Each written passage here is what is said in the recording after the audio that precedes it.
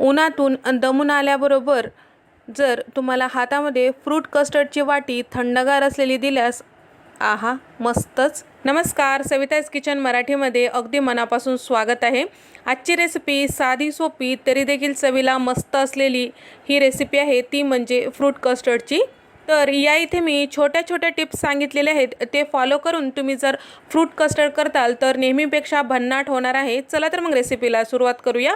या इथे मी घेतलेलं आहे 1 लिटर दूध. त्याचबरोबर इथे मी घेतलेला आहे 4 चमचे कस्टर्ड पावडर, व्हॅनिला फ्लेवरचा कस्टर्ड पावडर आहे. तर या इथे आपल्याला जे दूध घेतलेलं आहे थंडगार दूधच 1-2 पळी इतकं आपल्याला यामध्ये मिक्स करायचं आहे. आता हे दूध गरम करायला ठेवलेलं आहे आणि गॅसचा फ्लेम कमीच ठेवलेला आहे. कस्टर्ड पावडरमध्ये आपण दूध टाकून घेतल्यानंतर व्यवस्थित मिक्स करून घ्यायचं आहे. त्याचबरोबर ह्या कस्टर्ड पावडरमध्ये केव्हाही दूध थंडच टाकायचा, जर गरम टाकल्यास याच्या गुठळ्या होतात. पहा, अशा पद्धतीने मिक्स करून घ्यायचं आहे. फ्रूट कस्टर्डसाठी जे दूध वापरत आहे ते दूध नेहमी घट्टच असलेला घ्यायचा, पाण्याचा अंश बिलकुल नसलेलाच घ्यायचा. आता अशा पद्धतीने 2 ते 3 वेळेस आपल्याला साय मोडून घ्यायची आहे, त्यामुळे या दुधामध्ये आणखीन दाटसरपणा येतो. त्याचबरोबर यामध्ये टाकत आहे 200 ग्राम इतकी साखर. तर साखर तुम्ही कमी जास्ती तुमच्या आवडीनुसार करू शकता. साखर पूर्ण व्यवस्थित मिक्स करून घ्यायचं आहे.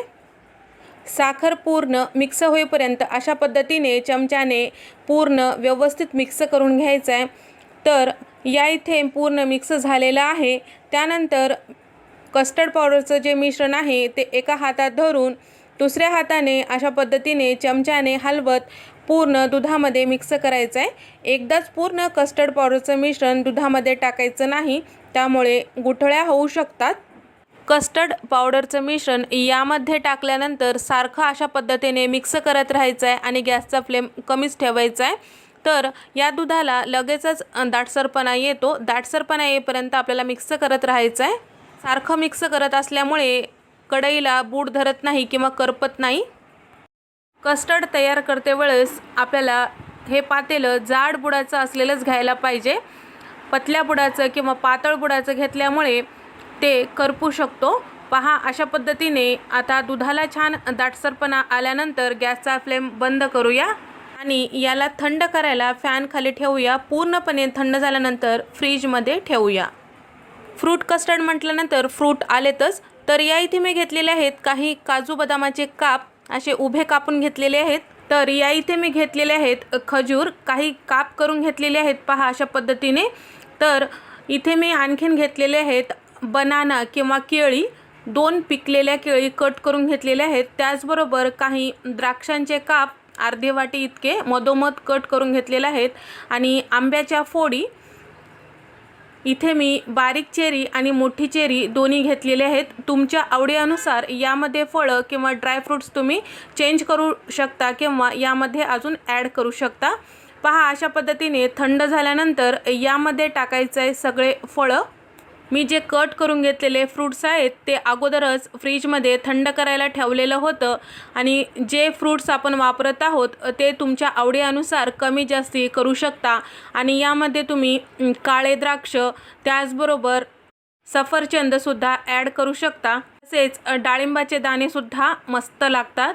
तर या इथे आपण अशा पद्धतीने पूर्ण मिक्स करून घेतलेलं आहे. पहा, अगदी कलरफुल असा आपला कस्टर्ड झालेला आहे. अगदी 15 ते 20 मिनिटामध्ये हे फ्रूट कस्टर्ड तयार होतो.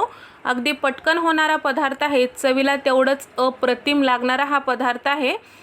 तर जेव्हा पाहुणे येतात किंवा घरातल्या लोकांसाठी सुद्धा तुम्ही अशा पद्धतीने वाटीमध्ये सर्व करू शकता. अगदी मस्त दिसायला दिसतो आणि खायला देखील तेवढंच मस्त लागते. फ्रूट कस्टर्ड नेहमीपेक्षा अगदी चविष्ट होण्यासाठी काही काळजी घ्यायला पाहिजे, ते म्हणजे जे आपण फ्रूट्स वापरलेलं आहे ते आंबट नसावेत. आणि त्याचबरोबर कट करून घेतलेल्या केळी वगैरे यामध्ये यूज करत असाल तर जास्त वेळ कट करून ठेवायचं नाही, ते काळे पडू शकतात. त्याचबरोबर सफरचंदाचे तुकडेसुद्धा काळे पडू शकतात, त्यासाठी हे काळजी घ्यायची. अशा पद्धतीने मस्त असा आपला कस्टर्ड तयार झालेला आहे. तुम्ही हे नक्की ट्राय करून पहा. हे फ्रूट कस्टर्ड सकाळी सकाळी तुम्ही करून ठेवल्यास दुपारी जरी तुम्ही खायला दिलं तरी मस्त लागतो. जेवढं थंड होईल तेवढं मस्त लागतो. तुम्हाला जर हे रेसिपी आवडली असेल तर एक लाईक बनता आहे. त्याचबरोबर हा व्हिडिओ तुम्हाला कसा वाटला नक्की कमेंट करून सांगा. जर चॅनलला सबस्क्राईब केला नसाल तर नक्की सबस्क्राईब करा. अशाच आणखीन थंडगार रेसिपीजमध्ये भेट देऊया. तोपर्यंत नमस्कार.